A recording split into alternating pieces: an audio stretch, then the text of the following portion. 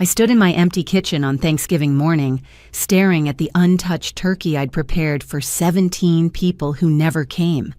That was the moment I realized 10 years of begging for scraps of love from my own children had finally broken something inside me that could never be repaired. 3 months later, I walked away from everything, the house, the money, the family name, and I never looked back. What they didn't know was that I wasn't just a grieving widow they could forget. I was the one who held all the cards.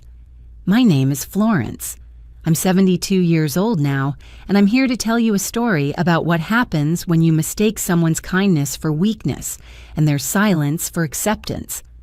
Before we get into this, I'd love to know, where are you watching from?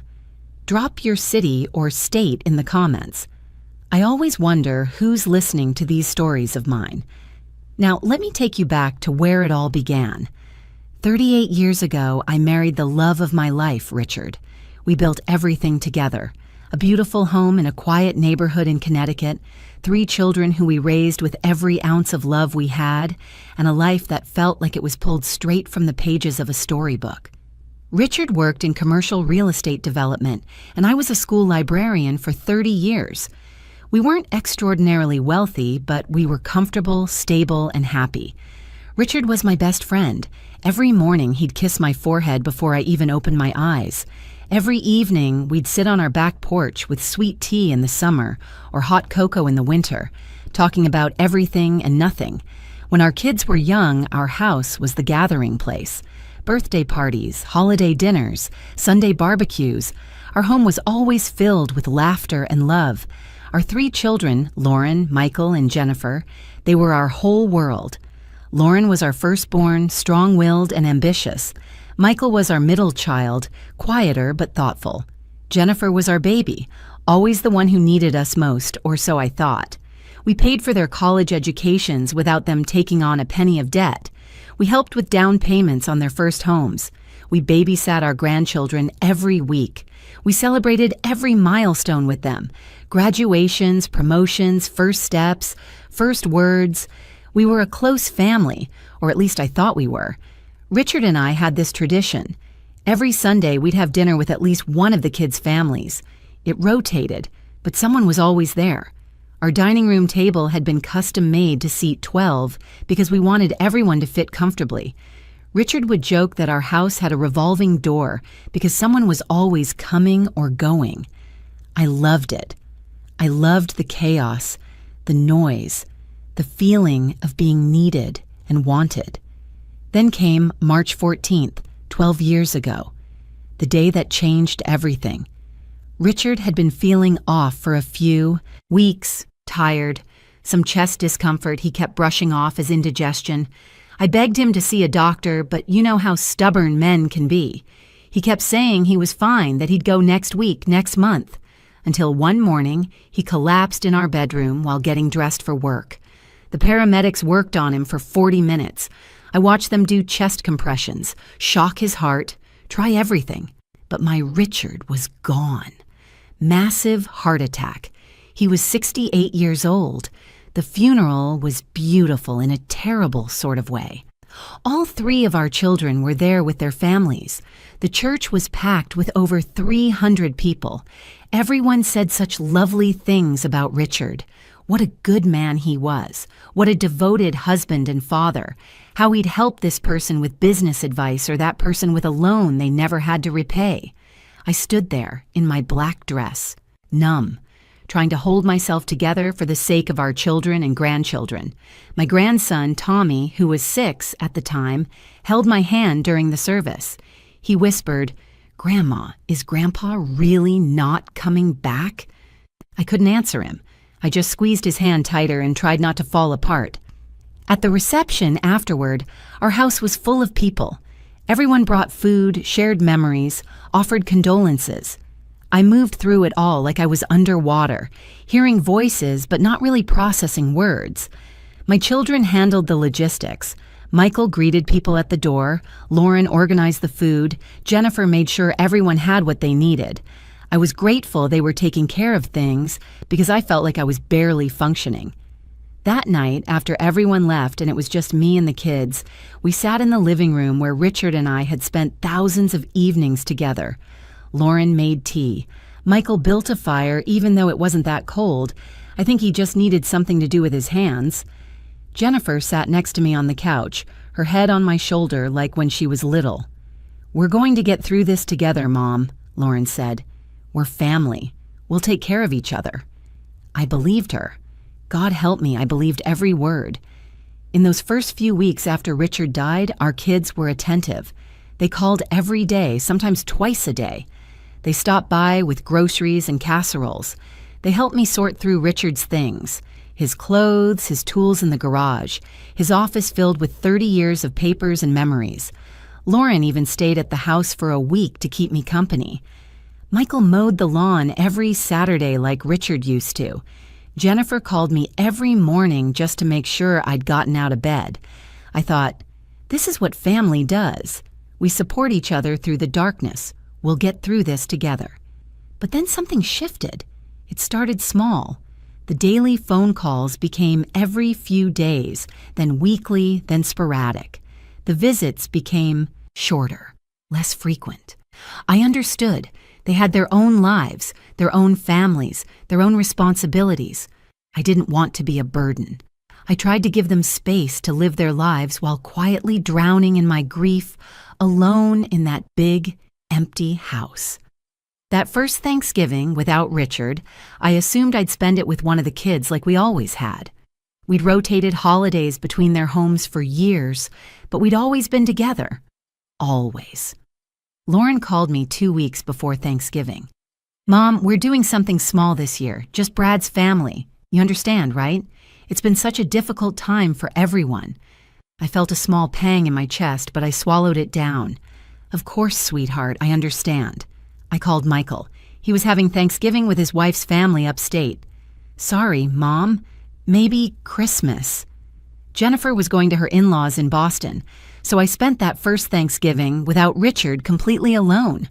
I made myself a small dinner, set one place at the table, and tried not to look at the empty chair across from me where Richard should have been sitting. I told myself it was just one holiday. Things would get back to normal. Christmas came. This time, I reached out earlier. I offered to host like I always had, to cook the prime rib Richard and I used to make together, to set up the tree and make the house festive like old times. But Lauren said they were doing Christmas morning, just with Brad's parents. Michael was taking his family to Disney World. Jennifer said she'd try to stop by for a quick visit on Christmas Eve, but she never showed. I sat in my living room on Christmas morning, surrounded by wrapped presents for my children and grandchildren that no one came to collect. The lights on the tree blinked in the silence. That's when I started to realize this wasn't temporary. Year 2. I tried again.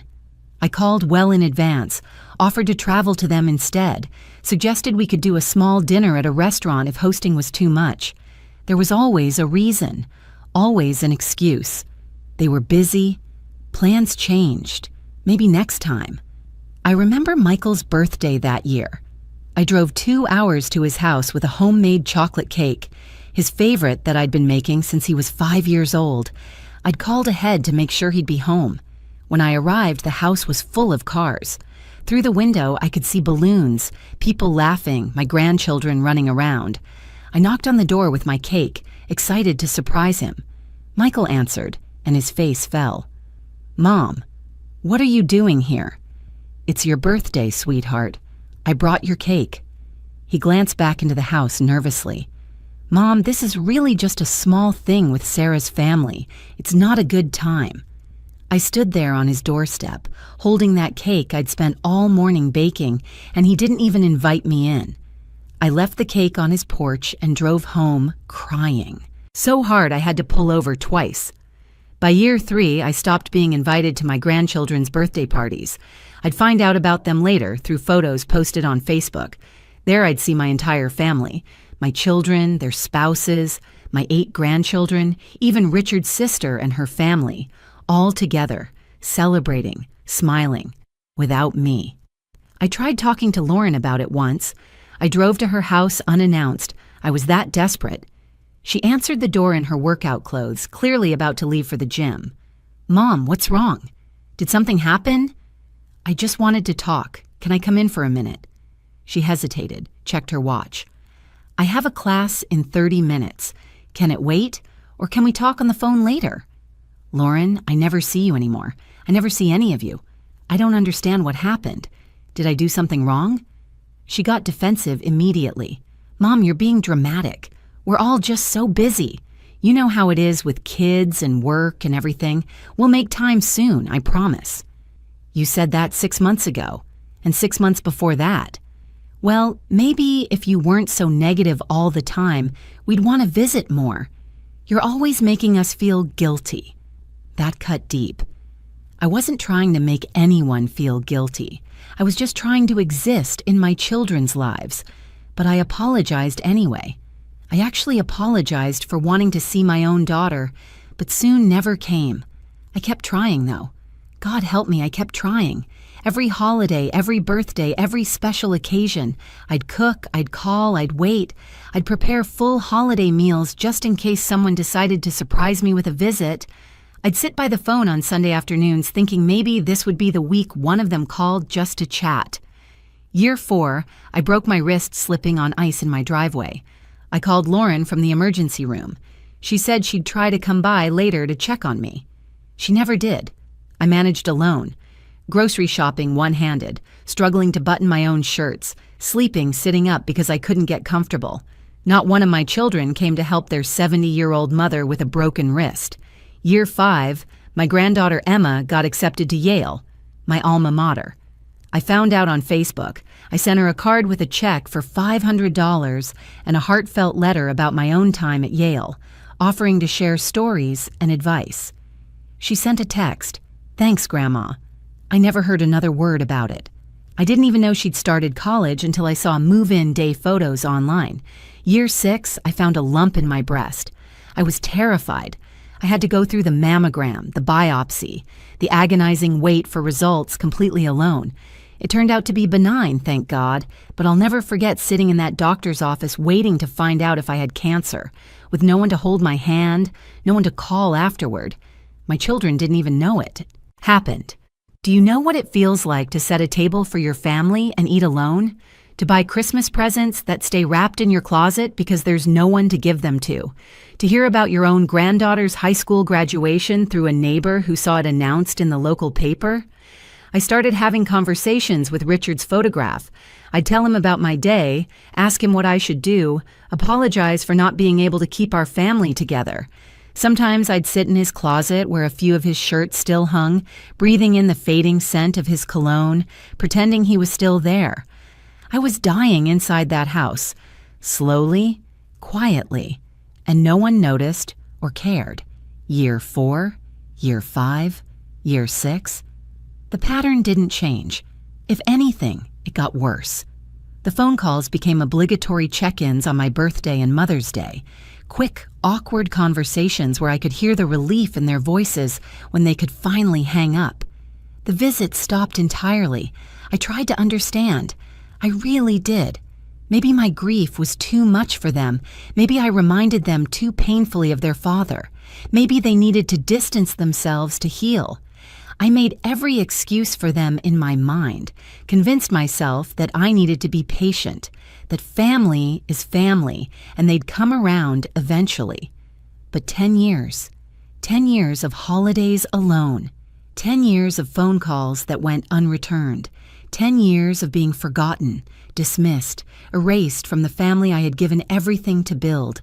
I became invisible. Here's what broke me, what finally, completely shattered whatever hope I'd been clinging to.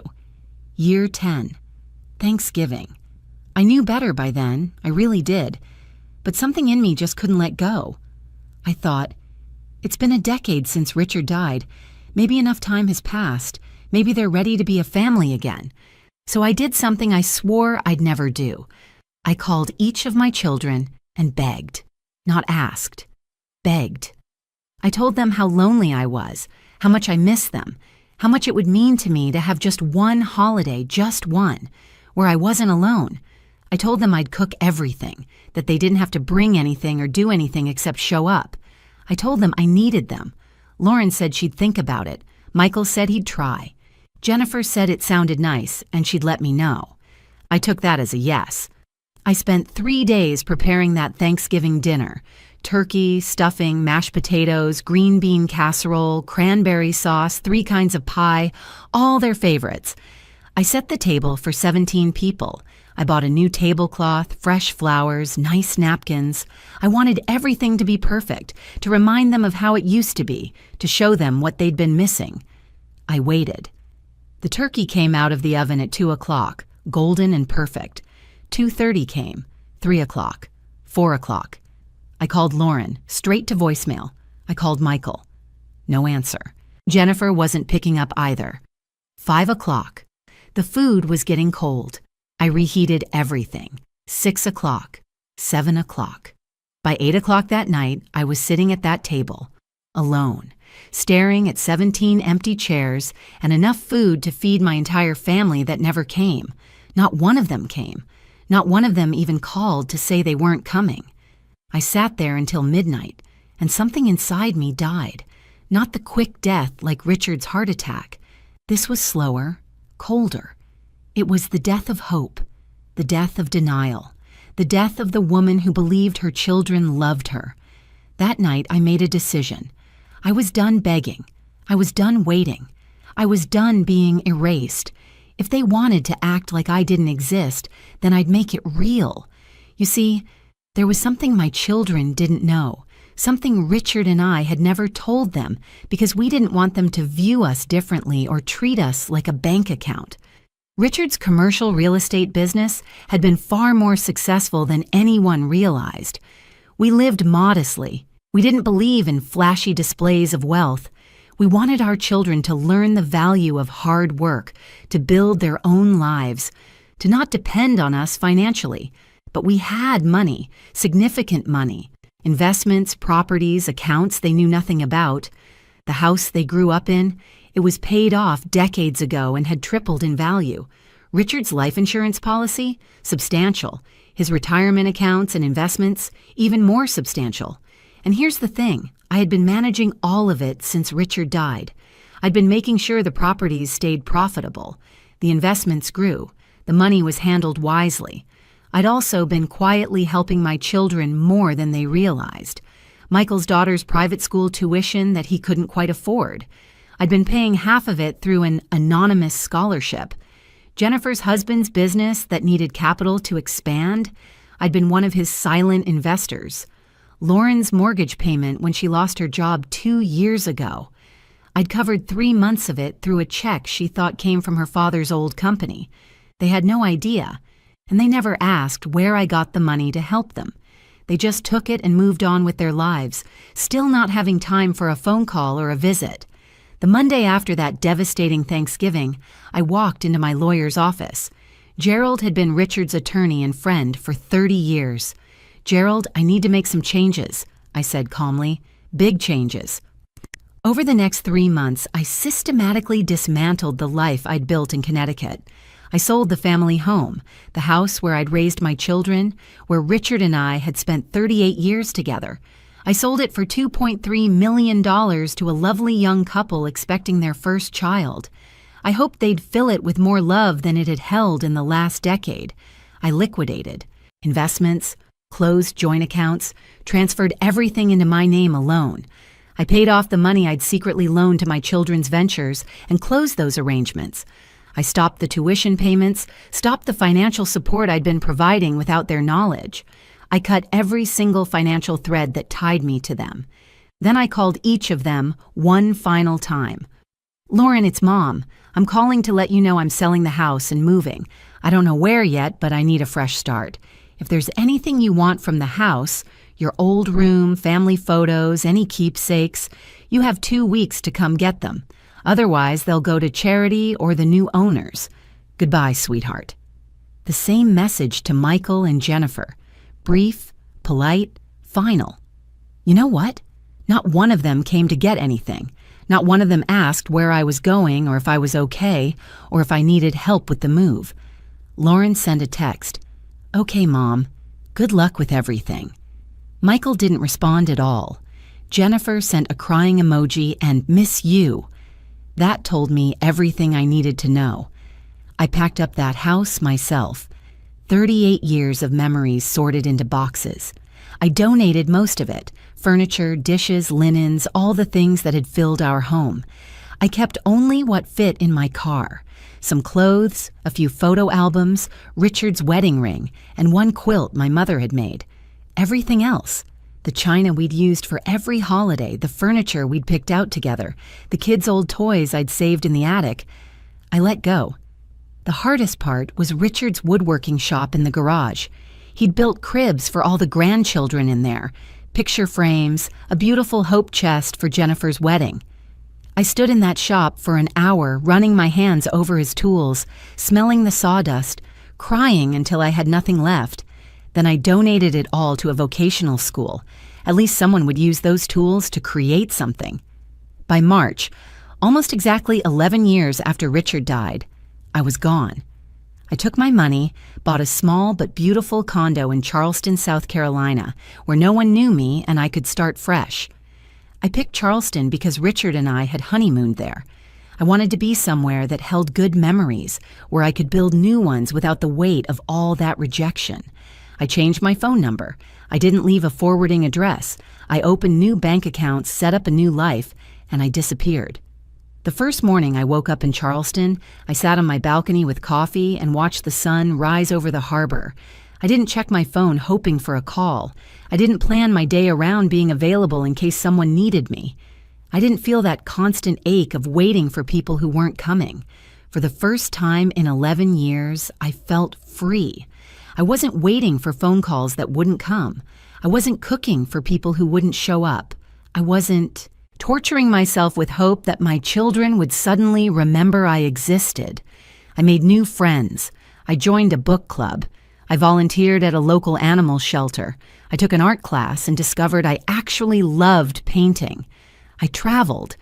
I went to Italy, to Ireland, to places Richard and I had always talked about visiting, but never got around to. I lived my life on my terms, and I did it without the weight of rejection crushing me every single day. 1 year passed. Then I got a letter. It came to my old address and was forwarded through my lawyer, the only person who knew where I was. It was from Lauren. "Mom, we need to talk. It's urgent. Please call me immediately."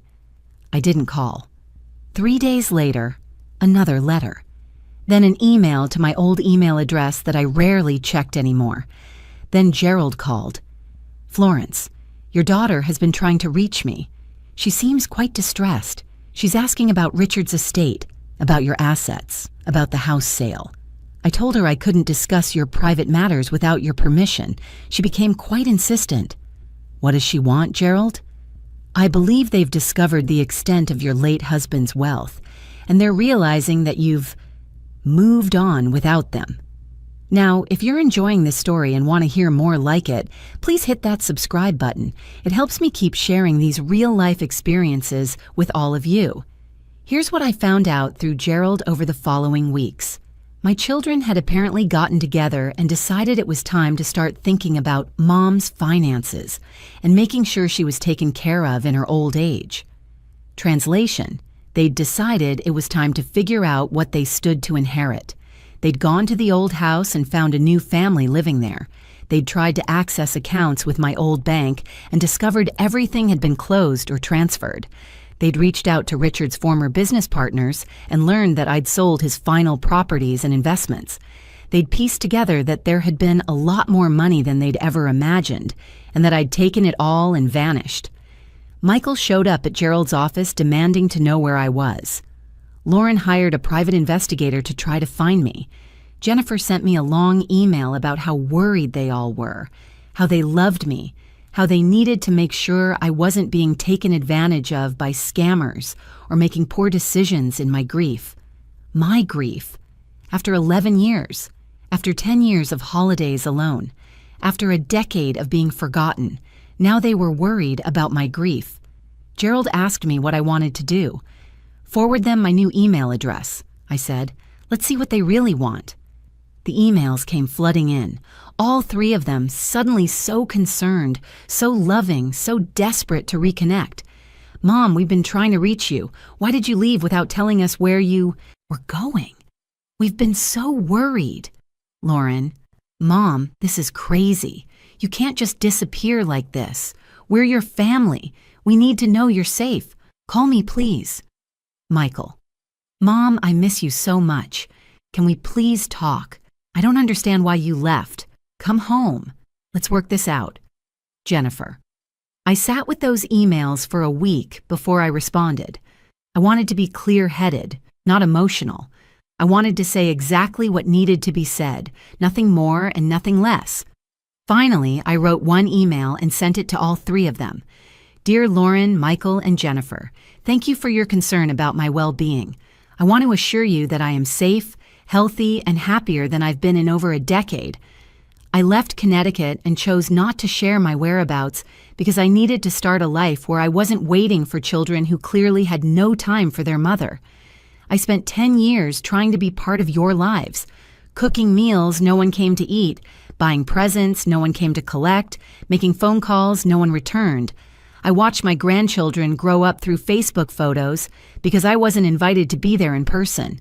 After your father died, I needed you, and you weren't there. For 11 years, I grieved alone while you got on with your lives. I understand that you were hurting too, that you had your own grief and your own lives to live. But you had each other. You had your spouses, your children, your siblings. I had no one. So yes, I sold the house. Yes, I took the money, my money that your father and I earned and saved together. Yes, I started over somewhere new where I'm not defined by being the mother you forgot about. I noticed that you only reached out when you discovered there was money involved. For 10 years, you couldn't find time for a holiday dinner or a phone call. But once you learned about your father's estate, suddenly you're desperately trying to find me. That tells me everything I need to know about what I meant to you. I've built a new life now. I have friends who actually want to spend time with me. I have activities that bring me joy. I have a future that I'm excited about instead of a past I'm mourning. I'm not waiting anymore, not for phone calls, not for visits, not for the family I thought I had. You're adults with your own families, and I wish you nothing but happiness and success. But I'm done being an afterthought in your lives while you were everything in mine. If you truly want to rebuild a relationship with me, not because of money or obligation or guilt, but because you genuinely want your mother in your life, then we can talk about that. But it will be on my terms, in my time, and only if you're willing to acknowledge the hurt you've caused and actually show up consistently, not just when it's convenient. The money you're clearly concerned about, it's mine. I'll spend it, donate it, or leave it to whomever I choose. Your father and I helped you throughout your lives without expecting anything in return except love and respect. We paid for your educations, helped with your homes, supported your families. We did that because we loved you, not to create an obligation. But love and money are not the same thing, and you can't inherit a relationship you never maintained. I'm at peace with my decision. I hope someday you'll understand why I made it. With love, despite everything, Mom. I pressed send and felt a weight lift that I didn't even know I'd been carrying.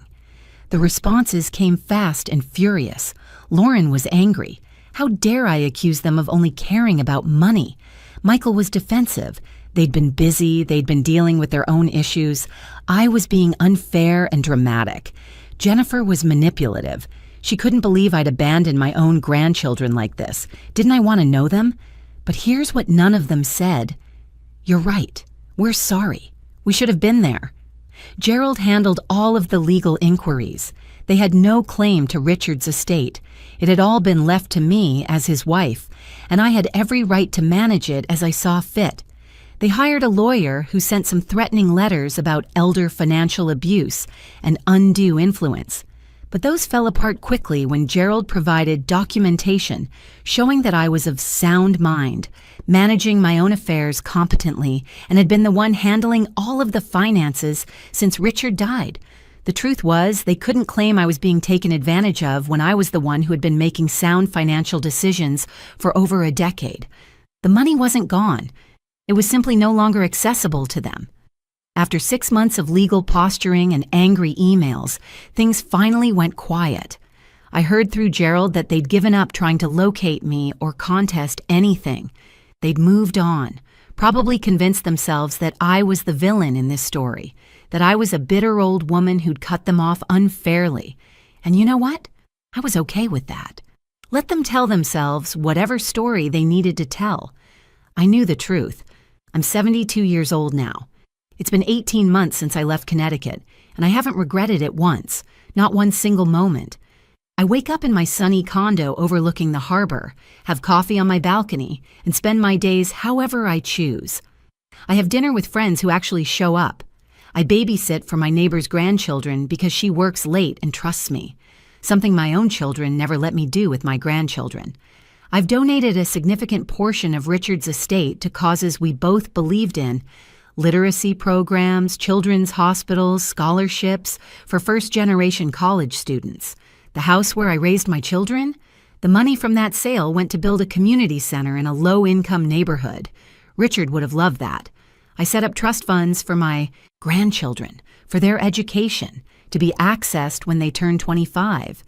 Not for my children to manage or control, but directly for those kids. Whatever mistakes their parents made, those children deserve opportunities. But the money comes with a letter from me explaining why they didn't know me growing up, telling my side of the story so that someday they can make their own decisions about the kind of family they want to be. The rest?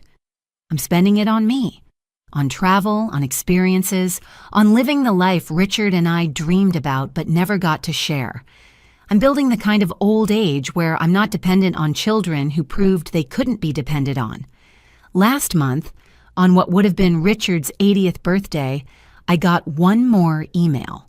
This one was from Jennifer. "Mom, I've been in therapy. My therapist helped me understand some things I didn't want to see before. I was wrong. We were wrong. I don't know if you'll ever forgive us, but I need you to know that I finally understand what we did to you. If you're willing, I'd like to try to rebuild our relationship, slowly, on your terms, like you said. I love you." I'm sorry it took me this long to say it properly. I sat with that email for a long time. Part of me wanted to delete it, to protect myself from more disappointment. Part of me wondered if this was genuine or just another manipulation.